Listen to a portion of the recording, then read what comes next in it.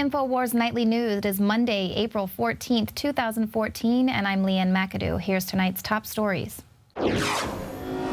Tonight. The West has never been won! In a historic victory, feds surrendered to American citizens. And the resistance that they got made it sound like enough is enough with the federal government. We're drawing a line in the sand right here. That's next on the Infowars Nightly News. People should not be afraid of their governments. Governments should be afraid of their people. Well, there was a huge victory over the weekend. An epic showdown took place between federal agents and Bundy Ranch supporters. The BLM was forced to back down over fear of a Waco-style confrontation. We're not leaving! We're not leaving! Hiding behind their car, barking orders, but those people are saying they won't leave the area.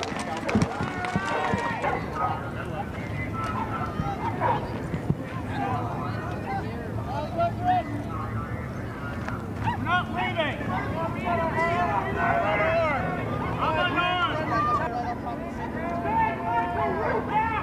You're gonna have to arrest us all or shoot us all! The crowd is now moving forward toward the barrier. The police have been telling everybody they are going to shoot if we don't move back.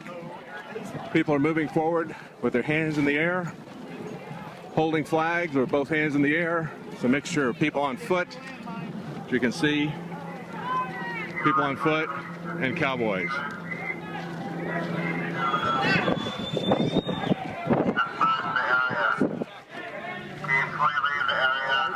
Find a piece of resolution to this. Don't ask me. Another time to talk upstairs with Metro. All right, push these people back up off the gate. Push them back up off the gate. We're going to work to release these cattle. Listen to me. I'm going to work with you. I'm going to work with you, but I need you to back them up. I understand what you're doing, and you will get that time. Okay.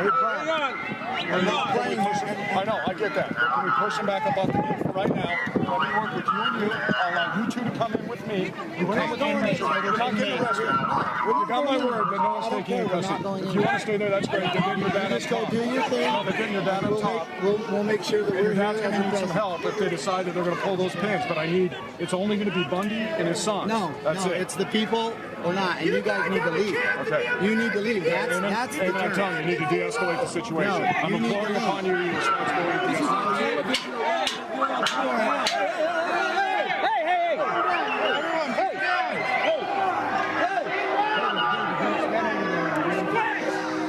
Listen. Hey, listen. You are on Nevada State property. Okay. And it is time. No, There's a time. the time is now. We're doing that. No, the but time you need to push these people back so they can do the same. Push them back so they can do the same. Leave. No, we respect your authority as county.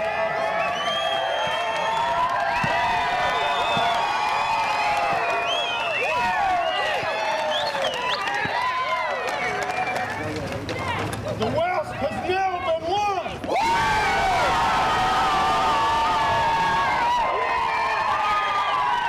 It was like a scene straight out of a Western. Amazing scenes unfolded on Saturday as Bundy supporters and cowboys on horseback faced off against armed Bureau of Land Management agents and police.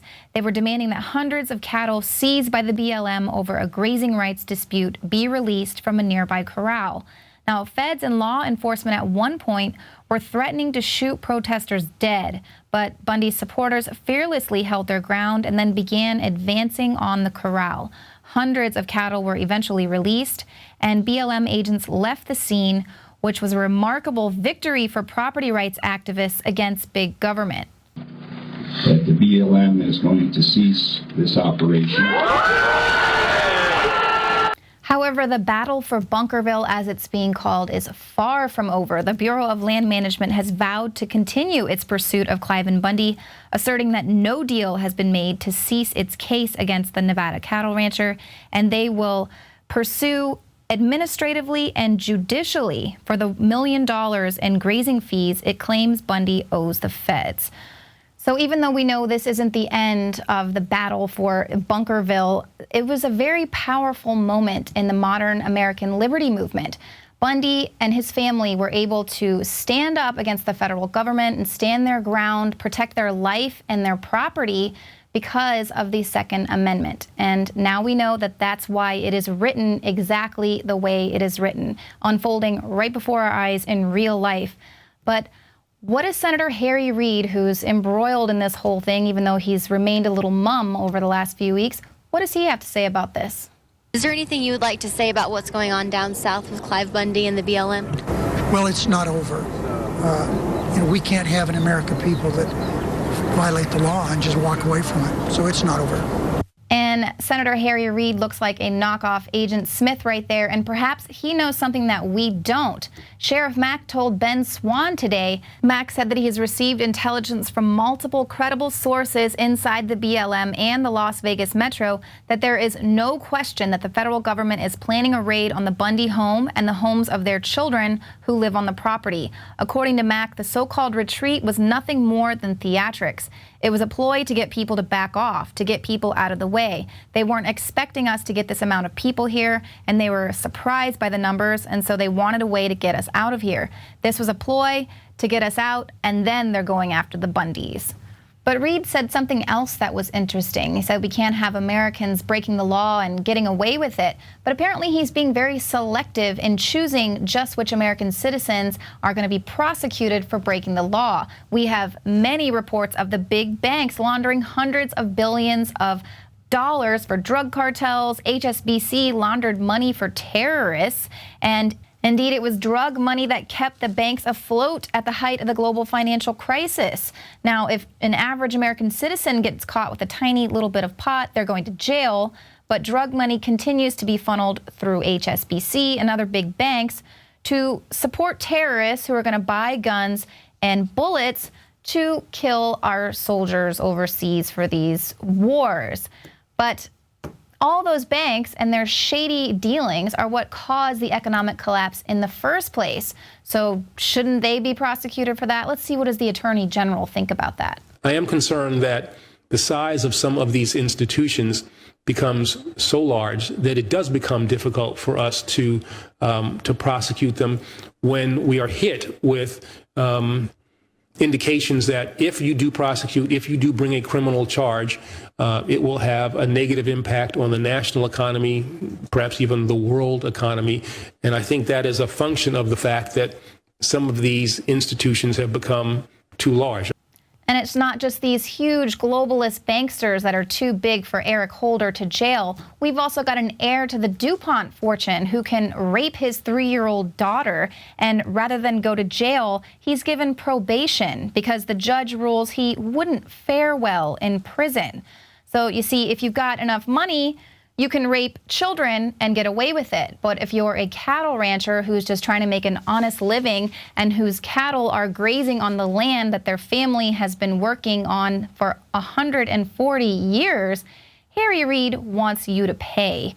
But let's shine the light back where it deserves to be, on you, Harry Reid. Let's take this back, way back to last month. There are a lot of media outlets who are reporting that these solar farm plans were miles, if not hundreds of miles away, or that ENN project fell through last July. But we just want to emphasize the senator's plan for solar projects in Nevada isn't limited to the shelved solar farm near Laughlin. This is a picture of Reid from March 2014. He's breaking ground for a new solar farm about 35 miles from the Bundy Ranch. The developments of solar farms just like this one is exactly why Senator Reid was using the BLM, whose director is Reid's former senior advisor, to push Bundy out of the Gold Butte area his family has worked for over 140 years. The BLM specifically stated in documents that it wanted Bundy and his cattle out of the area as part of the agency's regional mitigation strategy for the Dry Lake Solar Energy Zone. Now, the BLM announced in a March 14th press release that current action building on the Western Solar Energy Plan it's a plan to expand domestic energy production and spur development of solar energy on public lands in 6 western states, Arizona, California, Colorado, Nevada, New Mexico, and Utah. So if you aren't one of those cattle ranchers in Nevada, it might be coming to a state near you soon. Now, the regional mitigation strategy for the Dry Lake Solar Energy Zone is just the first of several pilot plans to be developed by the BLM. So let's not miss the point here. Now, probably we don't have a lot of politicians speaking out about this because they don't want the light shining on them, because it's not just Harry Reid who's involved in these little backdoor deals. These career politicians are all involved in these little deals. But this is Agenda 21. This is crony capitalism right here, forcing people off their land with fines and regulations so that you can, force these states to move to alternative energy by 2020. That's the cutoff. And then you shut down their coal plants and whatever other means they have to create energy in the area. And then you, as the politician, get a little cut of the deal when you allow these foreign companies to swoop in and then provide this solar energy that you're forcing upon the people and then selling it as domestic energy. Meanwhile, the money is funneling to foreign corporations. So that's why we don't really know how they're going to spin this. A lot of people want to take Reid down, but if they do, it's going to shine the light on some backdoor deals they might be involved in. So it's pretty exciting what happened there this weekend. I think a lot of people are in a bit of a kerfuffle over what's going on. But if the situation at the Bundy Ranch proved anything, it is that Americans are fed up with this overreaching federal government. And this weekend was our line in the sand to remind the federal government they work for us and not the other way around. The resistance that they got made it sound like enough is enough with the federal government. We're drawing a line in the sand right here. And it drew people from all around the country who basically said to the feds, quit your heavy-handed theft of property and act like you're a normal litigant and not God Almighty. That was Judge Andrew Napolitano appearing on Fox News to denounce the federal government's operation against Cliven Bundy. Napolitano said the feds were forced to back down because they had suffered a PR nightmare, pointing out that Bundy lost his case in a federal court, but that the case should have been tried in a state court. And that's what Bundy's been saying this entire time. It's a states' rights issue. How are you going to have a federal court case where it's the feds versus a private citizen? So that doesn't even make sense. And Napolitano also said that instead of filing a lien on Bundy's property, which is what the government should have done, what they're authorized to do, what they would have done in any other case, instead they wanted this huge show of force. They swooped in with assault rifles, aimed and ready, and stole this guy's property. Napolitano said they stole his cattle, and they didn't have the right to do that. That's theft. And they should have been arrested by state officials. But we already saw how the sheriff there was responding to the federal government and how they were overreaching in his state. And Napolitano also scoffed at the ridiculous First Amendment area, which was promptly torn down, saying it was miles away from where all the action was taken, and it was a utterly repellent zone, the federal government emasculating the First Amendment rights of the protesters. So a lot of people are likening what happened over the weekend as the American Spring, definitely a huge moment for the modern American liberty movement. And we will just have to see the Fed's next move. Hopefully it's not going to be a world-shaking event, but that's what a lot of people are predicting is going to be happening over the next year or so due to this blood moon and the upcoming tetrad, which isn't really that uncommon, but it just hasn't happened in a while, and it does happen to fall on a lot of auspicious Jewish holidays. So this upcoming blood moon tetrad, it's going to begin tonight. And if the events of the last weekend were any indication of just what kind of an effect this is going to have, we may be seeing some more explosive events in the future. Now, the moon will turn blood red tonight at 1 a.m. on the East Coast, peaking at 3 a.m., and a more comfortable viewing time for those of you on the West Coast.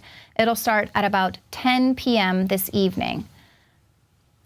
Now, coming up, David Knight is going to be speaking with Jerome Corsi. This will be an excerpt from him. He was fresh back from Nevada today hosting the Alex Jones radio show, and he spoke with Jerome Corsi about the foreign development aspect of the land grab in Nevada. So that's coming up.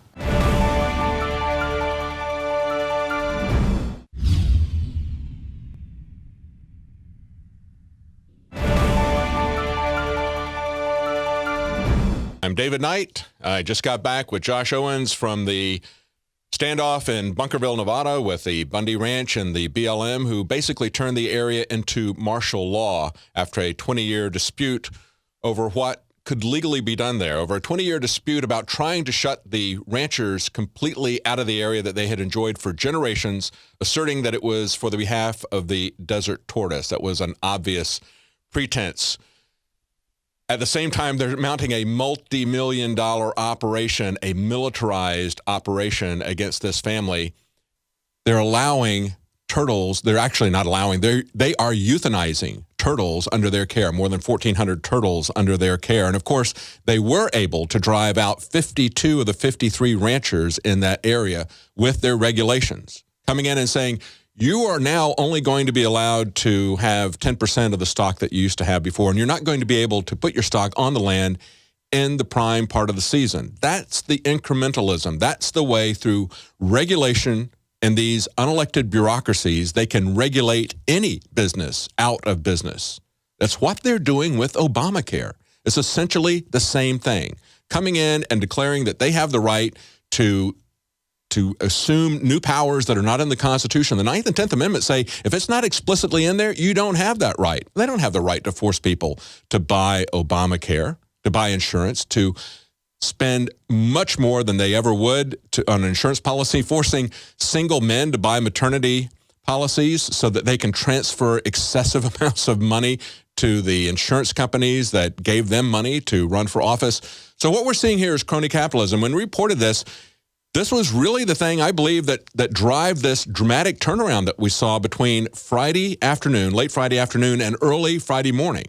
By Friday morning, the sheriff was there with a BLM press release in hand saying, we're going to open up the land again for your cattle. Of course, they had his cattle. A lot of his cattle they had already seized, and they were subsequently taken back. But listen to this article that came out today from the Washington Times. They said, it was likely that pressure from upstairs, that would be Harry Reid, rather than weapons from the field, that changed his mind on the matter. Who is he that changed his mind? That would be the director of the BLM, the guy who used to be Harry Reid's senior policy advisor, Neil Corns. He is now the head of the BLM. That's right. The guy who used to work for Harry Reid is head of the BLM, and they were specifically targeting the Bundy Ranch, and Kit Daniels found that documentation, specifically targeting them as mitigation area, like a carbon tax credit, so that they could go ahead with their solar projects. And they are going ahead with First Solar.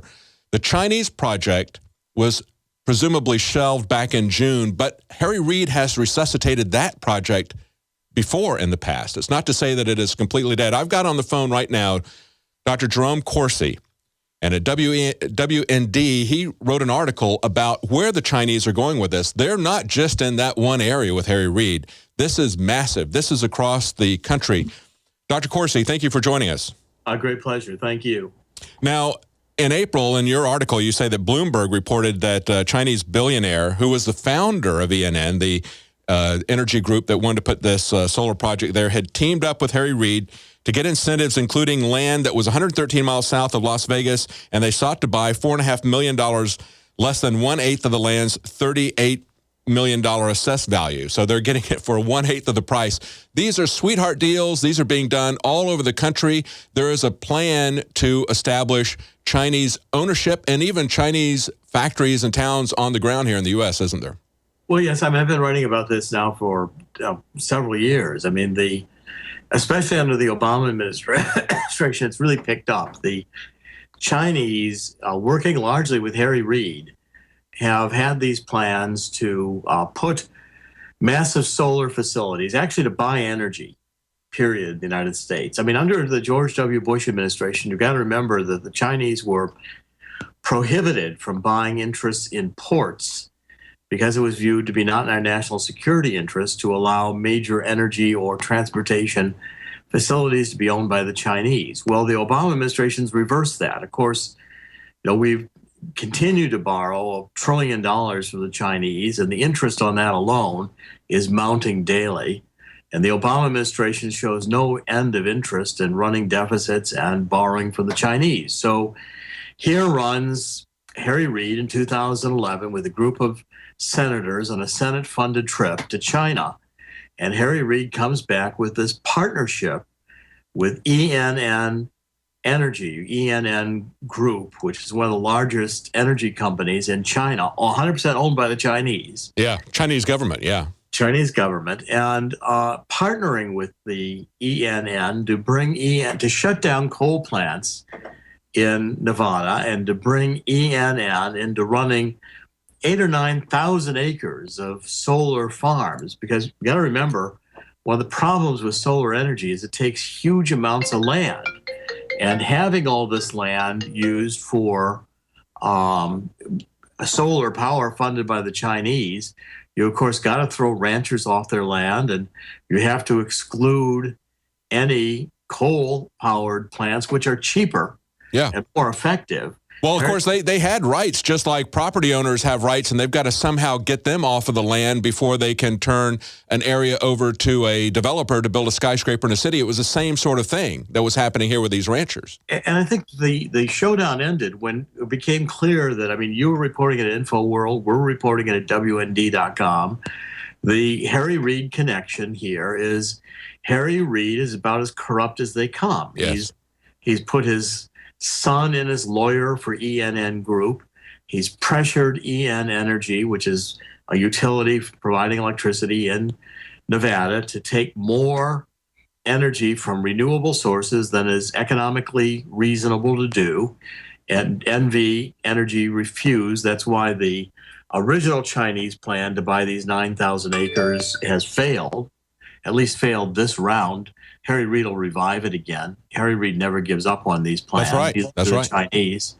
Just because the Bundy Ranch won today doesn't mean BLM is going away. I mean, this guy, Corns, who has been appointed heading at the BLM, was formerly a top advisor to Harry Reid, has spent the last few years in BLM doing the 6-state study in the Southwest of how to convert huge areas of the Southwest to solar farms. And again, they're not worried in moving the endangered species to another habitat, which they call mitigation of the effects. The environmentalists are happy to do that. If it's to build a solar farm owned by the Chinese, they just won't move this tortoise if it's to the benefit of a rancher who wants to graze cattle. That's right. They've done that over and over again all around the area of Las Vegas. They've moved tortoises out. They got money from developers there and said, that's fine, you pay us money, we don't really care about the tortoises. Yeah, the tortoises are just a chip in the game. That's right. The left and the environmentalists don't care about the tortoises. It's just a way of using the BLM and the EPA to impose this ideological agenda against carbon fuels, which is absolutely an irrational agenda.